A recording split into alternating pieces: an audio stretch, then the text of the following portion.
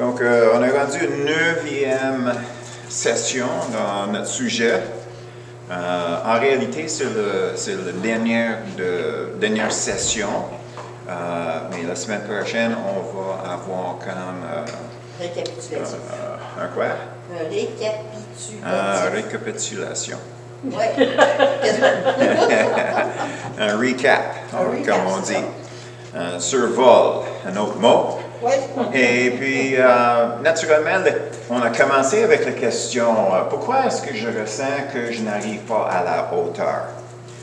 Et puis, une autre façon de dire ça, c'est que il me semble qu'il me manque quelque chose dans ma vie chrétienne. Donc, qu'est-ce qu'on fait, c'est que de couvrir, dans un sens de parler, la base. La base selon les Écritures, pas nécessairement la base selon les Églises. Selon les Écritures, la base, c'est, comme c'est écrit en Luc 9, 23, qu'on voit sur le mur. Puis il a dit à tous, si quelqu'un veut venir après moi, qu'il renonce à lui-même. Ça, c'est la première partie. Donc, combien d'églises, combien de fois quand on rentre dans l'église, qu'on comprend très bien, solide, il faut se renier de soi-même. Je pense pas, c'est pas souvent annoncé, prêché, poussé, renforcé. Deuxième, c'est se charge chaque jour de sa croix. Encore, l'idée de la croix, c'est la mort. Et combien de fois est-ce que c'est spécifié? On parle ici, pour le chrétien, c'est la mort de leur chair. C'est le fin de diriger leur vie par leur propre force. Et finalement, Jésus a dit qu'ils me suivent. Donc, nous avons ici, c'est bien écrit, c'est qui est en avant. C'est Jésus qui est en avant. C'est lui qui nous demande de le bénir et non le contraire. Je le demande de me bénir. Et souvent, c'est ça. Seigneur, je veux faire ça pour toi, je veux faire ça pour toi, je veux faire ça pour toi. Je te demande de me bénir dans mes efforts. Et ça, c'est très commun. Malheureusement, c'est pas biblique. De dire ça, ça veut dire que je peux servir le Seigneur dans ma chair et il va l'accepter. Quand que Paul a bien dit, il n'y a rien de bon dans ma chair. Donc, naturellement, ça c'est la base. Puis après ça, bien, on a touché plusieurs sujets, puis on va les retoucher la semaine prochaine. Aujourd'hui, qu'est-ce que je vais vous permettre à faire, c'est de vous voir où est-ce que vous êtes dans le processus. Le processus, c'est expliqué dans 5 mots. Il faut connaître, ça c'est le premier mot, il faut connaître Dieu avant qu'on peut l'aimer. Ça c'est le deuxième mot. On doit l'aimer avant qu'on peut le croire. On le connaît, on l'aime, maintenant on peut croire. On peut le croire, mais le quatrième mot, c'est est-ce que je fais confiance? Est-ce que je fais confiance en lui? Et en faisant confiance en lui, est-ce que je suis prêt à obéir? Donc le processus, c'est connaître Dieu, l'aimer, le croire, faire confiance et obéir. Donc avec l'étude que nous faisons ce matin, on doit réaliser, c'est qu'est-ce qu'on fait, c'est qu'est-ce qu'on croit. Pas juste qu'est-ce qui se passe entre les oreilles. On peut dire qu'on croit beaucoup de choses, mais qu'est-ce qu'on fait dit la vérité. Donc, naturellement, si quelqu'un dit que je crois en Dieu, mais il ne le suit pas, ben il ne le croit pas. Tu sais, il peut dire, j'ai une connaissance de Dieu intellectuelle, donc je peux croire qu'il existe, je peux croire beaucoup de choses, mais il ne croit pas que c'est Dieu s'il ne le suit pas, s'il ne le connaît pas du tout. Donc, on doit être premièrement convaincu que si notre vie avec Jésus, avec Christ, est en ordre, tout va finir bien. Si notre vie est en ordre, tout va finir bien. On peut avoir les hauts et les bas, mais à la fin de tout ça, toutes les choses ils vont arriver pour le bien. OK. Donc, qu'est-ce que ça dit dans Jean 15, 1 à 6? On commence avec le verset 1. Je suis le vrai cep, et mon Père est le vigneron. Tout sarment, ça c'est aussi branche, qui est en moi et qui ne porte pas de fruits, il le retranche. Et tout sarment qui porte du fruit, il l'émonde, afin qu'il porte encore plus de fruits.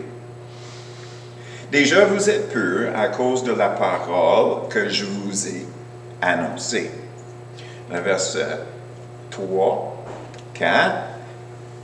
Demeurez en moi, et je demeurerai en vous. Comme le sarment ne peut de lui-même porter du fruit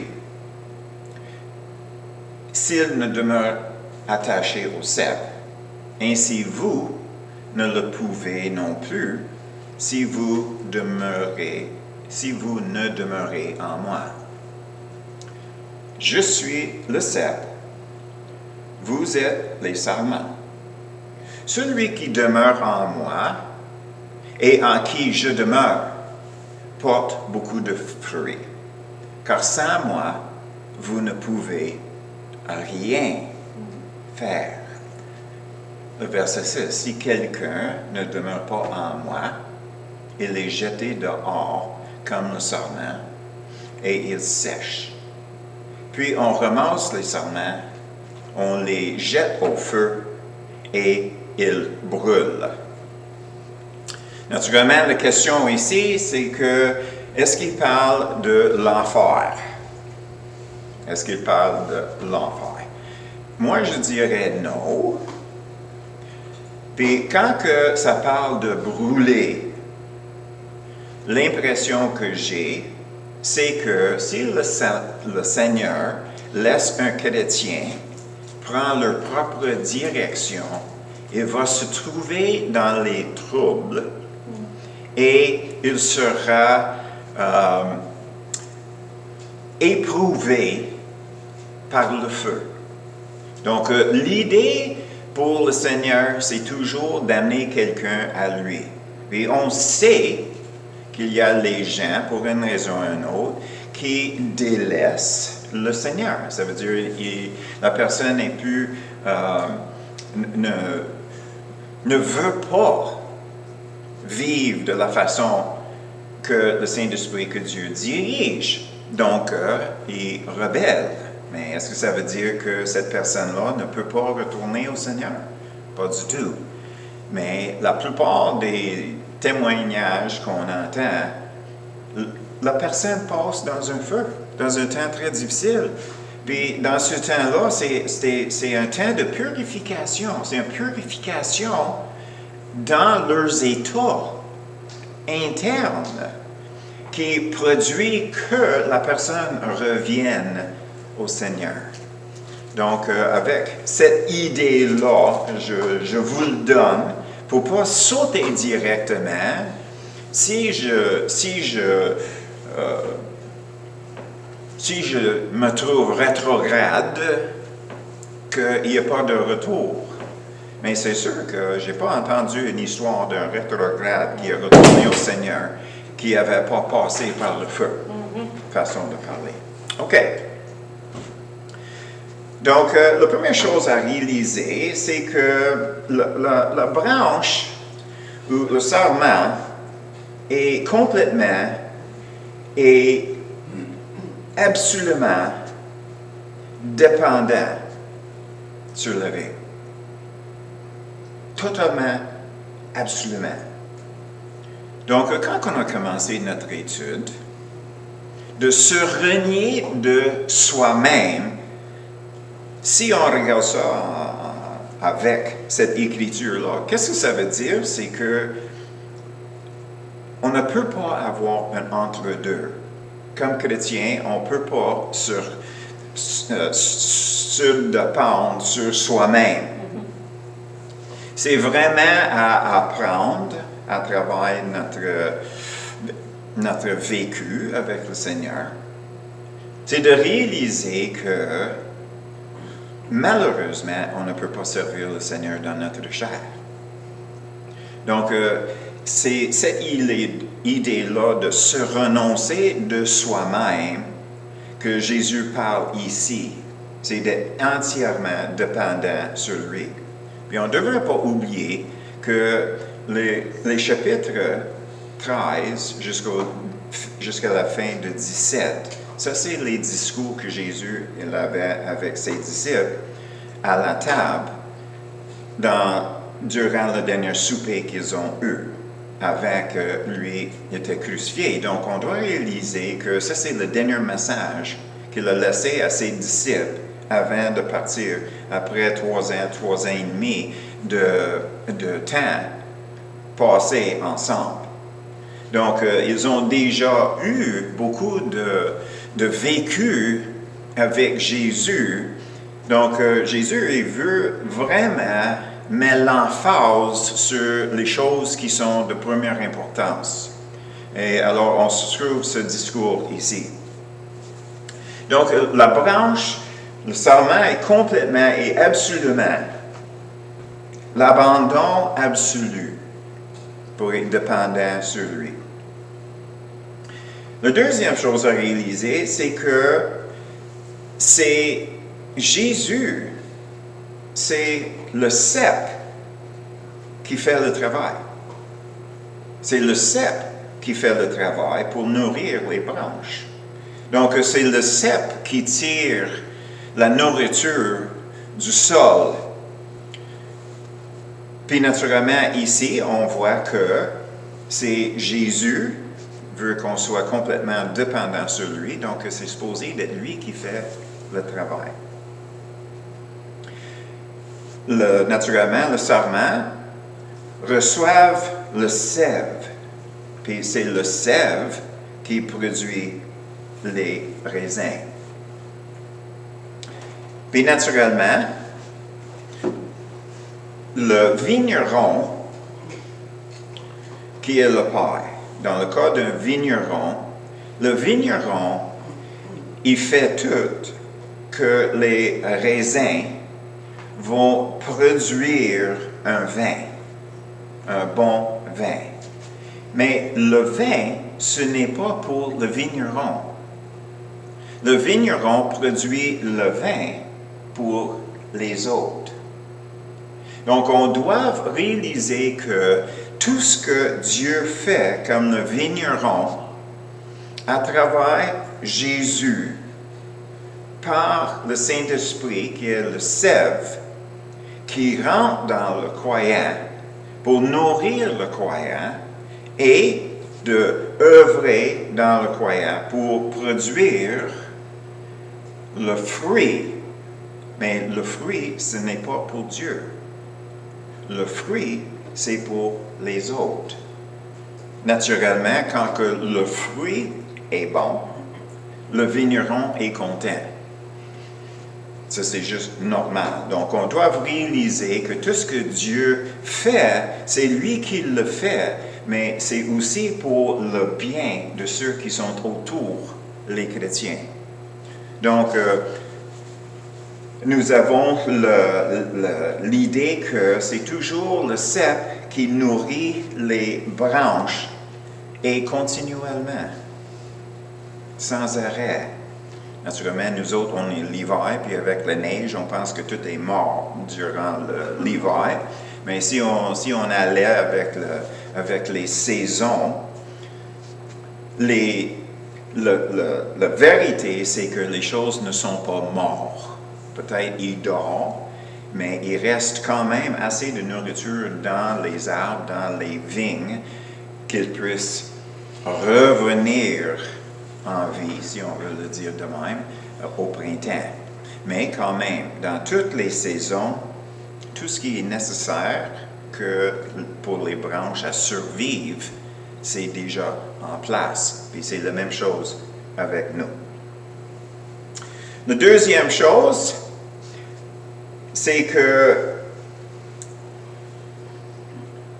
la branche, le serment, c'est entièrement dépendant sur le cep. Mais il ne neuve pas, il n'est pas nerveux, il n'est pas inquiet, il est en repos. On doit réaliser que nous avons une place qui est réservée pour nous. Nous sommes parmi des millions, mais on est quand même un parmi des millions. Nous avons une place, puis on devrait être capable de reposer dans la place que Dieu a faite pour nous, pour le plan de Dieu dans chacun de nous. Donc, et cet aspect-là d'être en repos, de reposer dans notre relation avec Dieu. Le fait que nous sommes en repos ne dit pas que nous sommes paresseux, qu'on ne fait rien. En réalité, c'est l'inverse. Le plus que nous sommes en contact avec Jésus, le plus que nous avons sa compassion, le plus que par notre intérieur, dans notre cœur, on est poussé à aller vers les autres. Donc, ça devient une motivation pour avancer au lieu d'une excuse pour rien faire. Le fait qu'on repose sur ou dans le Seigneur. Si on trouve qu'il faut travailler très fort pour être un bon chrétien, on a manqué quelque chose. Parce que là, on est à l'œuvre, mais on n'est pas en repos. Tu sais, on est comme chargé avec un fardeau, chargé avec une liste de choses qu'il fallait qu'on fasse pour être un bon chrétien. Bien, un bon chrétien qui se fait bon chrétien, il n'est pas un bon chrétien, c'est un chrétien charnel. C'est un chrétien charnel. Donc, qu'est-ce qui arrive, c'est que le plus de place que le chair prend en nous comme chrétiens, le moins de place que le Saint-Esprit peut œuvrer, le moins de place pour Jésus à grandir dans notre cœur. Donc, on doit réaliser que le repos dans le Seigneur, c'est un aspect qui est très important, mais ce n'est pas une excuse non plus pour rien faire. C'est exactement l'opposé. Quand on est vu au Seigneur, la première chose qu'on a faite, on était tellement zélés, on n'arrêtait pas de parler de lui.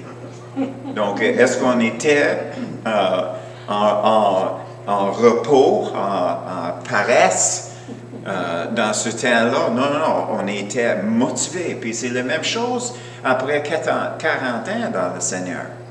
Tu sais, on devrait avoir assez de Jésus formé en nous qu'on ne peut pas résister d'avancer vers les autres pour lui donner une opportunité à entendre qui est Dieu pour le vrai et de et pour nous autres de répondre peut-être à leurs questions, ou dépendamment comment que ça déroule. Donc, peu importe si c'est un nouveau chrétien qui est tout zélé, même si c'est dans la chair, ou bien un vieux chrétien de 40 ans qui cherche toujours, avec ses yeux ouverts, à trouver où ce que Dieu est à l'œuvre et de rentrer dans l'œuvre de Dieu. C'est ça la clé dans ça. Donc, qu'est-ce que nous avons? C'est que le fruit que Dieu le Père, à travers Jésus ou le Christ, à travers le Saint-Esprit, essaie de produire en nous l'amour divin pour les autres.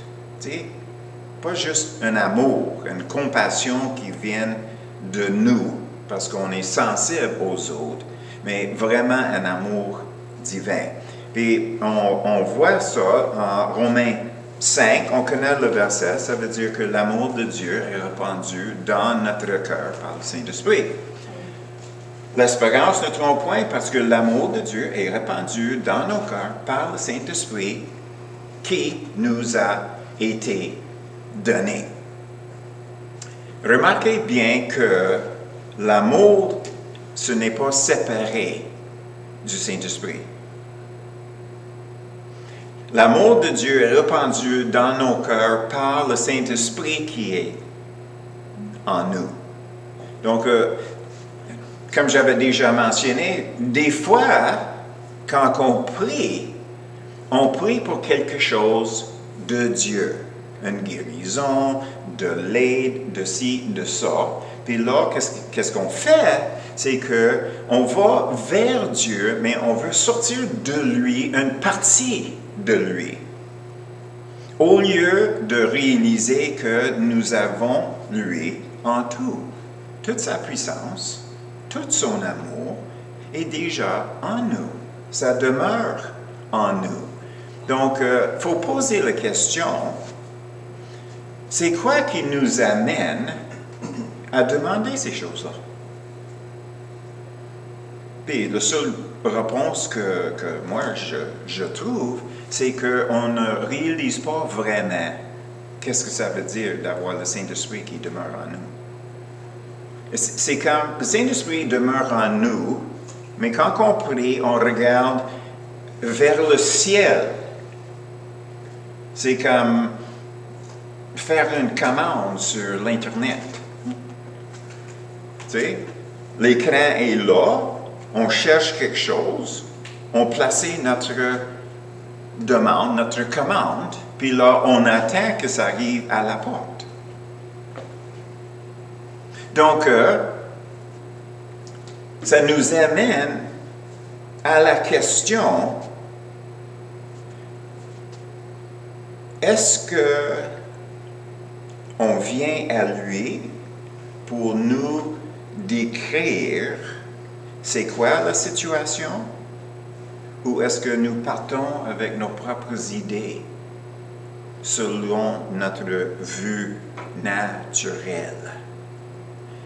Parce que comme le serment est dépendant pour toutes choses du cep, bien, nous autres, on doit réaliser que, à travers le Saint-Esprit qui demeure en nous, il faut aller vers le cep, ou le Saint-Esprit, ou le Christ, ou Jésus, pour avoir une description de qu'est-ce qu'on vit. T'sais, pour nous autres, donner un exemple. Pour nous autres, quelqu'un est malade. Donc, la première chose qu'on fait, c'est qu'on va prier pour une guérison. Puis, une fois, j'ai sorti une étude, 14 raisons pourquoi Dieu ne répond pas à une prière comme ça. 14 raisons, 14 possibilités qu'une personne n'est pas guérie. Imagine.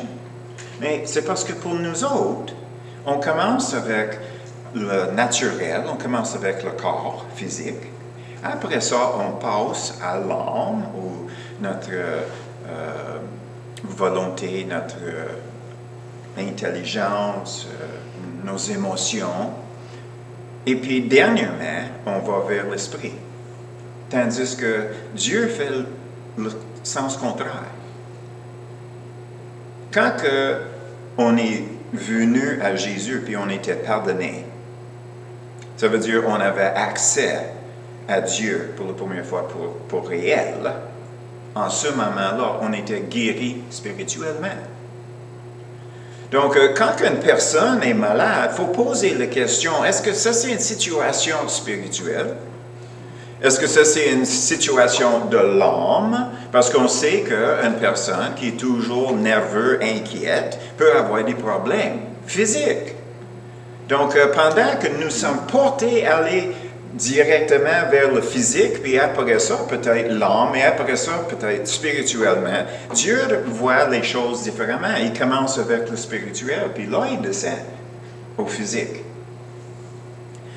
Donc, le fait que le Saint-Esprit demeure en nous, nous avons accès à la vérité. Puis, c'est ça la chose que Dieu veut qu'on comprenne. Nous sommes dépendants sur lui. Et vu que si nous sommes vraiment dépendants sur lui, ça veut dire que toutes nos questions sont dirigées. Questions, pas observation, question. On observe quelque chose, mais on n'amène pas ce qu'on observe en prière. On met notre observation en question à lui. Seigneur, c'est quoi ce qui se passe? C'est quoi la réponse que toi, tu as?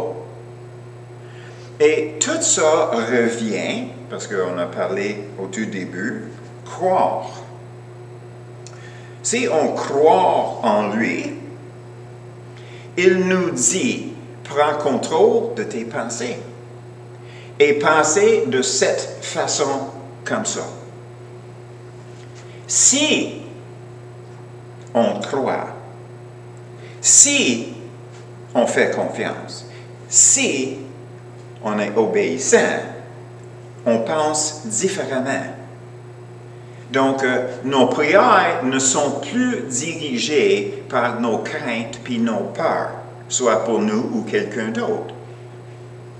Parce que ça, c'est dans la chair. Ça, c'est selon la nature.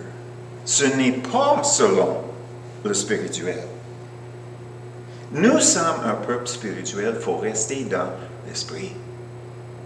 On ne peut pas rester dans l'esprit si on permet continuellement notre cerveau de partir dans les scénarios. Comme j'ai dit, on voit quelqu'un est malade, on part dans le scénario que c'est physique. Parce qu'on n'est pas dans l'esprit pantoute. Donc, c'est pour nous autres à réaliser l'influence, sans le savoir, qui est sur nous, si on ne se soumettre aux Écritures qui disent « pensez de cette façon-là et non de l'autre façon ». Parce qu'il y a une suite. Si on ne fait pas le premier, on ne peut pas arriver à la deuxième. Comment est-ce qu'on peut avoir la perspective de Dieu si on n'écoute pas quand il nous dit comment penser? Puis il nous dit, si vous pensez dans le naturel, tu ne peux pas comprendre. C'est par le discernement spirituel qu'on comprend. Est-ce que ça veut dire qu'on ne devrait pas connaître nos Écritures? Pas du tout. Pas du tout. Mais la chose, c'est que les choses de Dieu viennent de lui, puis ils sont confirmés par les Écritures. Donc, la meilleure connaissance que nous pouvons avoir des Écritures, ça va juste nous aider à expliquer quelque chose que Dieu vient de nous dire. Donc, ça vient de lui. C'est le sève qui vient du cep pour nous. Donc, ça c'est l'ordre. C'est ça que Jésus essayait d'expliquer.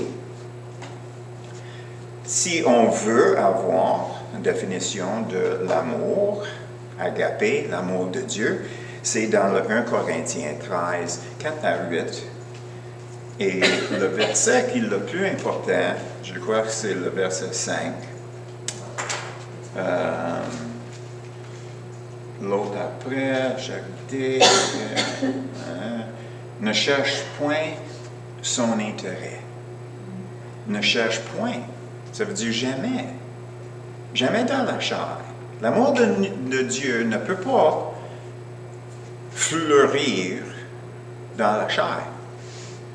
Donc, c'est à nous autres à réaliser que notre décision de s'abandonner à Jésus, ce n'est pas juste un abandon dans une direction générale. C'est vraiment à s'abandonner pour se brancher dans qui est Christ, qu'est-ce que lui veut faire dans nos vies, dans nos cœurs, par le Saint-Esprit, qu'éventuellement, ça va juste couler de nous pour créer le fruit que Dieu cherche. Donc, seulement Dieu peut produire l'amour de Dieu. Seulement Dieu peut produire l'amour de Dieu en nous pour être capable d'aimer ceux qui ne sont pas aimables. OK. Le troisième point, c'est que fruit. Fruit est mentionné à plusieurs fois. Fruit, peu de fruits, beaucoup de fruits. On voit dans Jean 15, 8. Si vous portez beaucoup de fruits, c'est ainsi que mon Père sera glorifié et que vous serez mes disciples. Je pense que ça, c'est pas la même façon que l'Église voit les choses. L'Église peut être très active dans plusieurs ministères, mais quand même les ministères qui sont dirigés par la chair.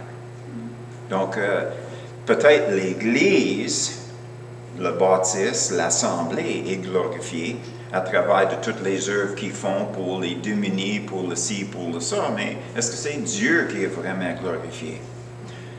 Ici, on voit c'est seulement qu'est-ce que Dieu produit à travers de nous que Dieu va être glorifié. Ce n'est pas sur la surface. On sait que les êtres humains sont très perceptifs. Donc, la première chose, quand on commence à parler de Dieu, la personne va nous regarder dans les yeux, il se pose la question, est-ce que ça c'est un essai de me faire embarquer dans leur gang? C'est la première chose. Qu'est-ce qu'il veut de moi? C'est ça la question posée. Mais quand que l'autre personne a vraiment le bien de cette personne-là qui est à cœur, parce que le Saint-Esprit demeure là, que le Saint-Esprit dirige la conversation. Mais là, qu'est-ce qui arrive? C'est que la personne a dit, ils n'ont pas essayé de vendre à rien que Dieu m'aime. Donc, ça, je peux accepter. Donc, on doit réaliser qu'il fallait que ça vienne de lui pour porter du fruit où ce que Dieu est vraiment glorifié.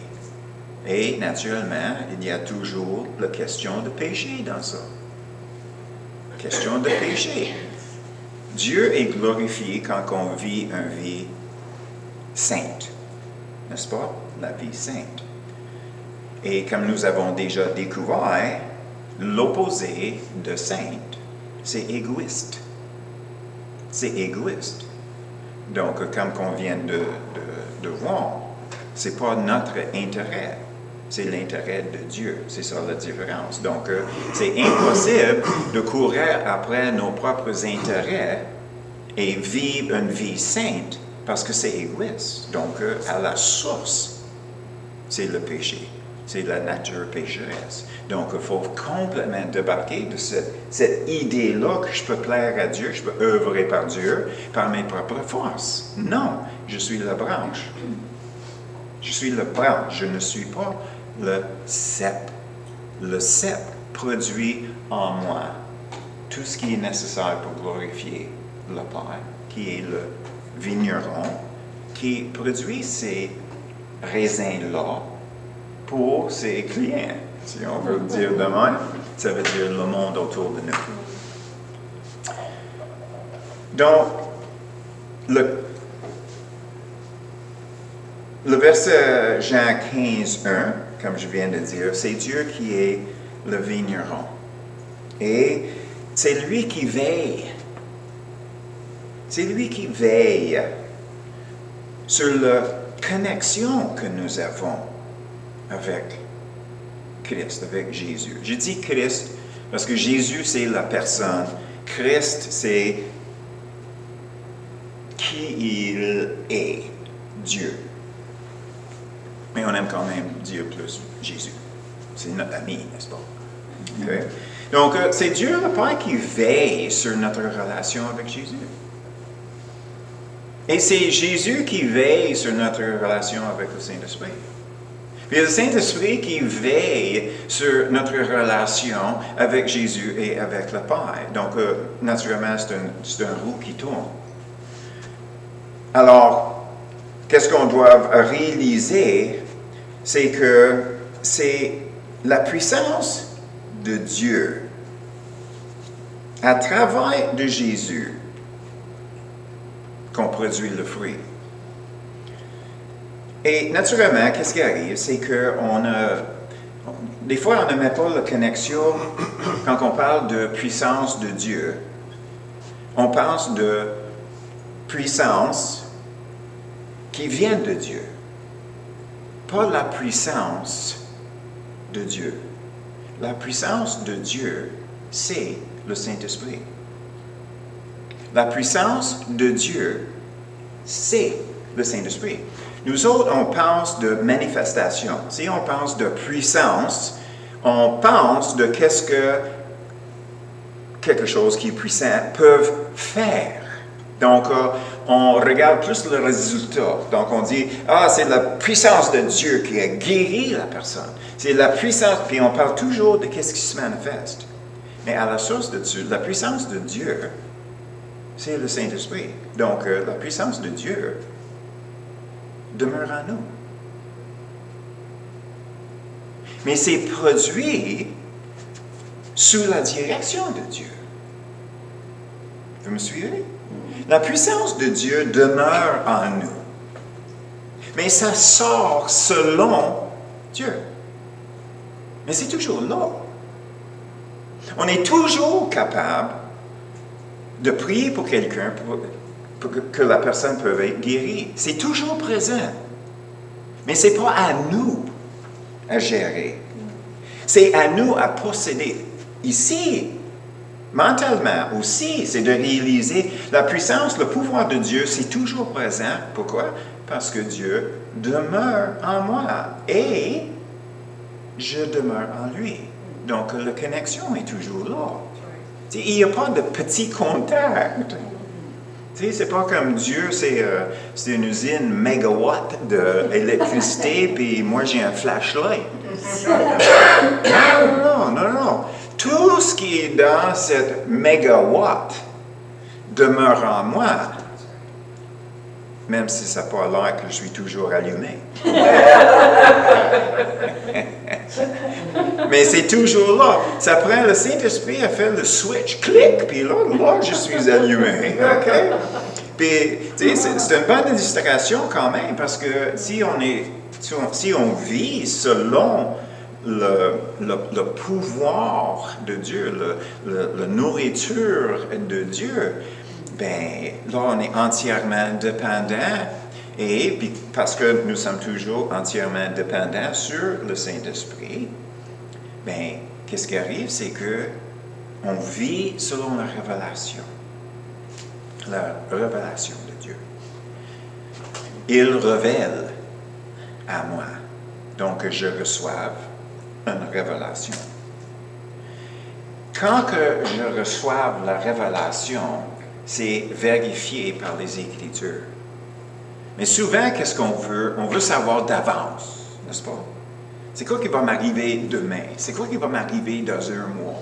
Est-ce que les choses vont virer comme je veux d'ici un an? On veut toujours savoir. Mais avec Dieu, c'est le contraire. On vit quelque chose. Après ça, il dévoile qu'est-ce qu'on vient de vivre, puis c'est confirmé dans les Écritures. Puis qu'est-ce qu'on dit? Ah, j'aurais dû ça. J'aurais dû savoir ça. Tu sais, comment ça se fait que je ne l'ai pas reconnu? Comment ça se fait? C'est parce que le discernement vient de lui, la révélation vient de lui. On n'est pas capable, sans que Dieu le révèle, de comprendre. Donc, on revient toujours sur notre propre intelligence. Notre propre intelligence, c'est bien pour travailler, pour faire les choses qu'on doit faire, pour comprendre les choses, mais pas pour discerner. Pas pour discerner. Donc, qu'est-ce que nous avons? La partie qui est très importante, c'est, comme j'avais commencé à dire, c'est Dieu le vigneron. C'est lui qui veille sur notre connexion avec le Seigneur. C'est le Saint-Esprit qui est la puissance de Dieu à travers Jésus qui cause qu'on produit le fruit. Le Saint-Esprit, c'est le pouvoir de Dieu, la personne du Saint-Esprit. Souvent, encore, je vais le mentionner, souvent, qu'est-ce qu'on demande de Dieu? C'est une partie de lui. Dieu ne donne pas une partie de lui, il l'a donné lui-même. Il l'a donné lui-même. Donc, tout est là. Tout est là, et c'est tout simplement d'amener chez nous la provision de la façon que Dieu a décidé, à cause de notre communion. Et c'est ça le quatrième point. La vie de la branche, c'est en communion intime avec Dieu, avec Jésus. Il fallait que, quand on voit le mot « demeurer », il fallait qu'on réalise que « demeurer » veut dire un contact continu. Ça continue toujours. C'est comme qu'on a vu en Isaïe, où ce que ça disait, c'était à chaque instant. Donc, demeurer, c'est un contact toujours. Chaque moment à l'année, si on est en saison ou hors saison, mais c'est dans le cœur, c'est dans notre affectif que Dieu veut agir. Parce qu'on sait que, naturellement, avec chaque pensée, il y a une émotion. Avec chaque émotion, il y a une pensée. Donc, qu'est-ce que Dieu veut faire? Il veut faire une œuvre en nous, que nos émotions suivent l'amour de Dieu. Donc, toujours, c'est lui la source. Et ça prend cette communion personnelle avec Jésus chaque jour. Tu ne peux pas passer à côté de ça. Il fallait qu'il y ait une communion continue avec lui. Parce que pour ça, c'est très, très important de réaliser si on n'est pas capable de sacrifier notre temps à chaque jour pour vraiment rentrer en contact avec lui. Puis, je ne parle pas de parler. Tu sais, souvent, prier, on est toujours prié, on a toujours de demander quelque chose, on est toujours en train de parler. Mais en communion avec Dieu, c'est d'être dans sa présence, tout simplement. Quand que je m'assois avec Louise dans le salon, c'est pas nécessaire qu'on se parle tout le temps. On est content, on est heureux tout simplement d'être dans la même pièce, ensemble. Puis ça, c'est l'idée de communion avec Dieu. C'est de recevoir de lui, je vais dire les impressions. Les impressions de comment il est grand et merveilleux, comment il avait agi dans nos vies. Et en dedans de nous, il y a un paix qui est là, il y a une reconnaissance qui est là. Puis, tu sais, c'est comme regarder le coucher du soleil. Tu sais, le soleil descend, je le dis avec les mots. Mais je ne parle pas de la beauté qu'on voit. Donc, de passer ce type de temps avec le Seigneur, c'est l'objectif. C'est de laisser ces rayons d'amour ou de chaleur, si on veut le dire de même, parce que Sylvie, elle aime ça, se coucher dans le soleil puis bronzer. Et puis, c'est de passer ce même type de temps avec le Seigneur, de laisser rentrer spirituellement en nous qu'est-ce qui rentre naturellement à travers de nos 5 sens. Tu sais, on voit les choses, ça rentre, puis on est émerveillé. On sent le souper que Louise a préparé, puis tu sais, c'est comme, oh boy, je ne peux pas attendre. Tu sais, c'est comme... C'est pas du crab dinner. Et puis, tu sais, on peut entendre les oiseaux, ou bien, juste une des choses qui m'avait vraiment marqué une fois, c'est que je camionnais longue distance, puis j'arrivais dans la Colombie-Britannique, puis je prenais un motel, puis après une longue journée de travail, c'était comme 10 heures le soir, puis je sortais de mon camion, puis tout ce que j'entendais, c'est le vent dans les aiguilles des pins. C'est juste... Puis, dans l'état que j'étais, c'était quelque chose qui m'avait merveillé, qui m'avait émerveillé. C'est pas comme je ne l'avais jamais entendu avant, mais en ce moment-là, ben, c'était comme c'est des vitamines pour me recharger. Donc, toutes ces choses-là, c'est des visuels qu'on peut faire pour donner une compréhension, c'est quoi? Juste tout simplement rester tranquille dans sa présence. On n'est pas obligé de porter commentaire. On peut juste recevoir les vagues. Puis c'est ça que la branche fait. La branche n'ouvre pas. Essaye de sucer le sève du sève, n'est-ce pas? Si on écoute vraiment proche, là, on n'entendrait pas ça. N'essaie pas d'aspirer. Qu'est-ce que ça prend pour vivre? C'est pourvu. Donc, il est juste à recevoir, répondre, recevoir, répondre. Ça, c'est demeurer. Ça, c'est le vrai demeurer. Et naturellement, si on n'est pas prêt à passer ce temps-là, il ne peut pas faire. Il n'a pas accès à nous pour faire ce que lui veut faire. Puis là, ça nous ramène jusqu'à notre début. Ça prend l'abandon complet, total, pour demeurer en lui.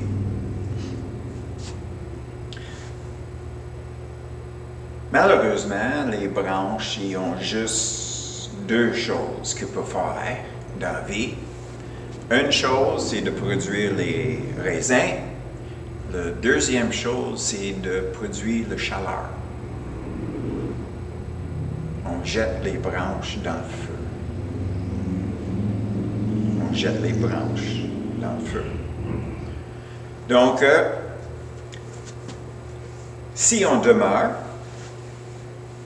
en Jésus, comme lui, il veut, naturellement, ça va produire les raisins que Dieu veut pour présenter.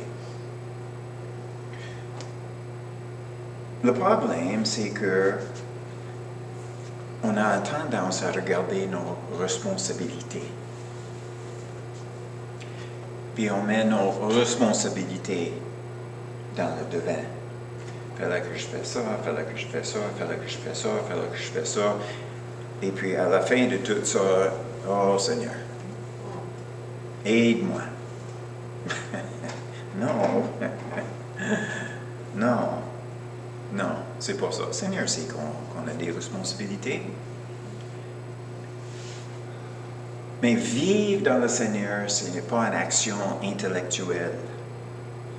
C'est de permettre Dieu à nous changer dans notre cœur. Oui, nous avons nos responsabilités. Mais si on est en train de recevoir le sève du Saint-Esprit, est-ce qu'il ne nous donnera pas qu'est-ce qui est nécessaire pour combler nos responsabilités? Si on met nos responsabilités avant, bien là, on est dans le chair encore. On ne vit pas pour nos responsabilités. On vit maintenant, on vit pour le Seigneur. Puis c'est à nous à le laisser pouvoir de la façon que lui, il veut. Et ça, c'est une leçon que moi, je suis en train de vivre. Toute ma vie, le Seigneur a pourvu. Mais dans ma tête, toute ma vie était difficile.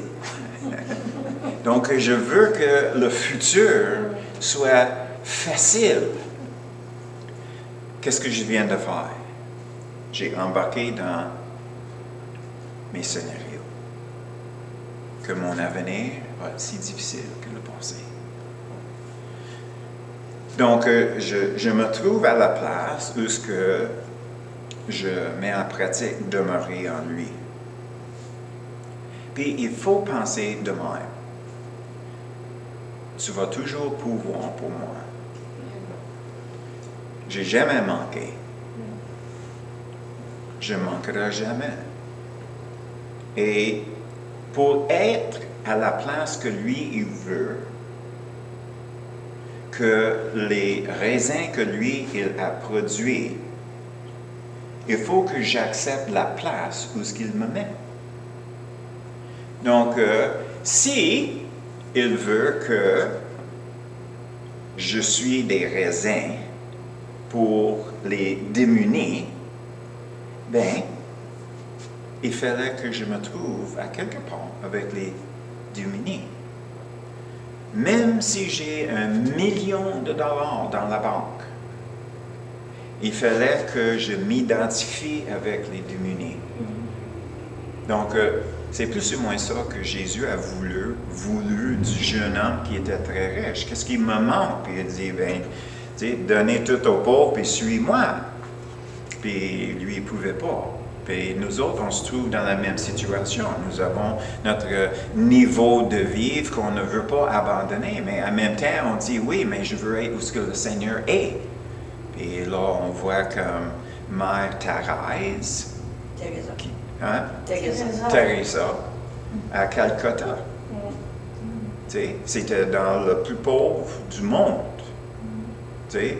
Donc, elle se trouvait là, puis on se dit, ah oui, elle est sainte, elle est vraiment une sainte. Oui. Mais la chose, c'est que on doit réaliser que Dieu pourvoit pour nous de la façon nécessaire pour produire les raisins que lui, il veut préparer pour les autres. Donc, moi, je dois accepter, Seigneur, tu vas pouvoir pour moi. Peut-être j'aimerais pas comment, mais il faut que je fasse le choix. Soit je vis pour toi, ou je vis pour moi. Si je vis pour moi, la liste est longue. Qu'est-ce que tu peux faire pour moi? Mais si je vis pour toi, OK, on est en train de dire, Seigneur, qu'est-ce que moi je veux? C'est tes meilleures bénédictions. Tes meilleures bénédictions. Et, comme on sait, on ne peut pas plaire à Dieu sans la foi. N'est-ce pas? Qu'est-ce que la foi veut dire? J'ai aucune idée qu'est-ce qui se passe. C'est ça que ça veut dire. Mais j'attends que Dieu arrive. Et bientôt, en passant. Tu sais, on sait comment on est, hein? Tout énervé. Anyway. Qu'est-ce qui arrive, c'est que c'est l'aspect de l'abandon total. L'abandon total. Parce que, comme on avait dit, les mots que j'avais donnés, Confiance. Confiance. Est-ce que notre vécu avec le Seigneur est assez réel qu'on fait confiance vraiment? Vraiment fait confiance en lui? Est-ce qu'on le connaît assez bien pour réaliser comment il nous aime? Est-ce que je vis son amour assez réel que je peux croire? Qu'est-ce qui est écrit? Ou qu'est-ce qu'il me dit, confirmé par les Écritures? Est-ce que je peux croire ça? Si je le crois, bien, je vais le mettre en pratique. En mettant ça en pratique, c'est une démonstration de ma confiance en lui, n'est-ce pas? Puis ça nous amène à le dernier mot, obéissance. C'est très difficile d'obéir Dieu quand on n'a pas de confiance. Hein? On a vécu ça. Le Seigneur nous dit faire quelque chose, puis je ne sais pas comment que ça va arriver, j'ai aucune idée, je pense pas, probablement ça ne marcherait pas. Hein? On a passé là. Mais on prend le pas de foi, puis là quelque chose arrive. Comme ça, on peut prier les impossibilités. Hein? Ça, c'est la partie qui est fun, comme on a déjà vu. Les choses qui sont impossibles avec les êtres humains, avec les hommes, sont possibles avec Dieu. Mais le problème, c'est que, naturellement, si on reste dans notre qu'est-ce qui est possible, comment est-ce qu'on peut voir Dieu faire les impossibles? Alors, c'est quoi l'idée ici, juste pour nous aider? On doit réaliser que nous sommes rachetés du marché d'esclavage. On était rachetés. On ne s'appartient pas. T'sais, Dieu nous a enlevés de l'esclavage de péché, le pouvoir de péché, pour nous amener dans sa famille, dans son foyer.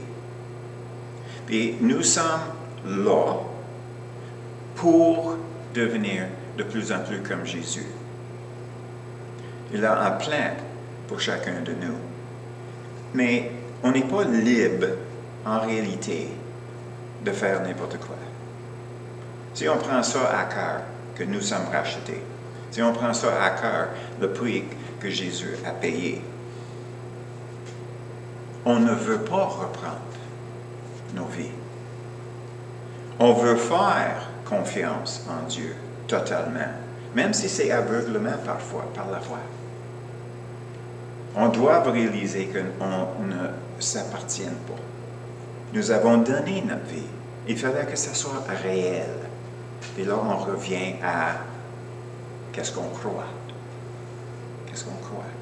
Si on essaie de reprendre notre vie, est-ce qu'on croit que Dieu est bon? Est-ce qu'on croit que Dieu est la meilleure chose? Comment est-ce qu'on peut faire confiance si on ne peut pas croire? Le fait que Jésus a payé un grand prix pour nous libérer. Mais il veut notre vie entièrement. Pas pour gâcher, pour nourrir. Pour nous nourrir. Qu'on puisse continuer à grandir, qu'on peut vivre les bénédictions, qu'on puisse recevoir l'héritage qui est préparé pour nous et qu'il puisse nous garder pour notre héritage. Nous sommes gardés. Mais pour recevoir tout ça, ça prend l'abandon total. Donc, la conclusion, quand que Jésus a dit, « Moi, je suis le cep, puis vous êtes les serments », qu'est-ce que ça veut dire? C'est que on ne peut pas faire confiance. On ne peut pas faire trop de confiance en lui. C'est impossible de faire trop de confiance en lui. Est-ce que vous me suivez? Oui? C'est impossible de ne pas avoir assez de confiance en lui. Parce que si on fait confiance à 60%, on va vivre juste 60% de ces bénédictions. si on fait 100% confiance en lui, on peut vivre 100% les bénédictions que Dieu a préparées pour nous. Et on devrait le demander. Je veux être entièrement abandonné à toi. Je veux recevoir toutes les bénédictions. Puis quand on a déjà vécu la plus grande bénédiction, c'est qu'on est à la place où on voit Dieu œuvrer. Il fait de quoi? Puis on est émerveillé. Mais plus que ça, est-ce que vous avez remarqué quand on est émerveillé comme ça, on commence à pleurer? Pourquoi? Parce qu'on vient de vivre l'amour de Dieu. T'sais, spirituellement, ça sortit dans les larmes, c'est sûr, mais c'est parce que nous avons vécu quelque chose qui est impossible de décrire parce que c'est pas naturel, pantoute.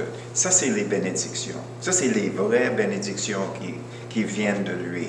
Puis c'est ces moments-là que Dieu veut qu'on vive aussi. Mais c'est seulement quand on est entièrement dépendant sur lui. Donc, qu'on puisse vraiment saisir l'aspect de se mettre seul avec lui, de l'adorer, de le louer, de faire confiance, de l'aimer, d'attendre là, dans sa présence, la présence de son amour, pour être capable de dire « ça me suffit ». C'est suffisant.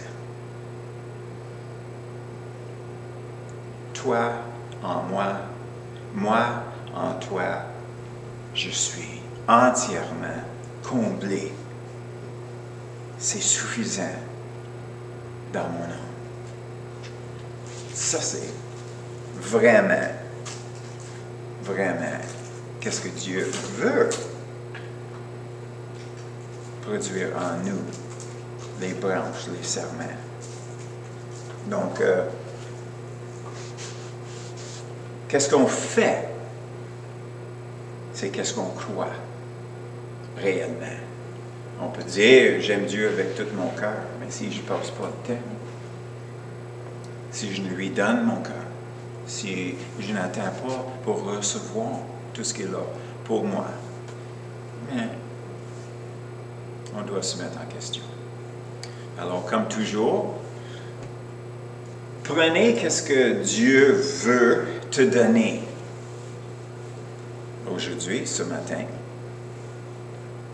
Prenez ça et demandez à Dieu qu'est-ce qu'il veut que tu fasses avec ça.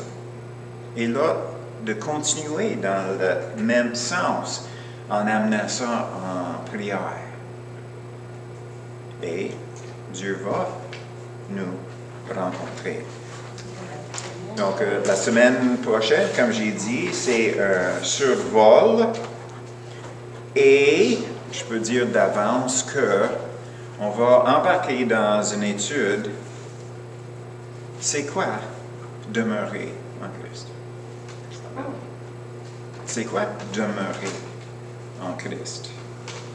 Nous savons maintenant pourquoi on peut ressentir que notre vie chrétienne n'est pas nécessairement à la place où ce qu'on pense ou qu'on aimerait que ça soit. Donc, on a fait cette série-là, on va faire le survol la semaine prochaine. Puis après ça, bien, on va embarquer un peu plus dans la considération, dans ces mots-là, demeurer en moi. Qu'est-ce que ça veut dire, ça? Donc, c'est une série de 31 leçons.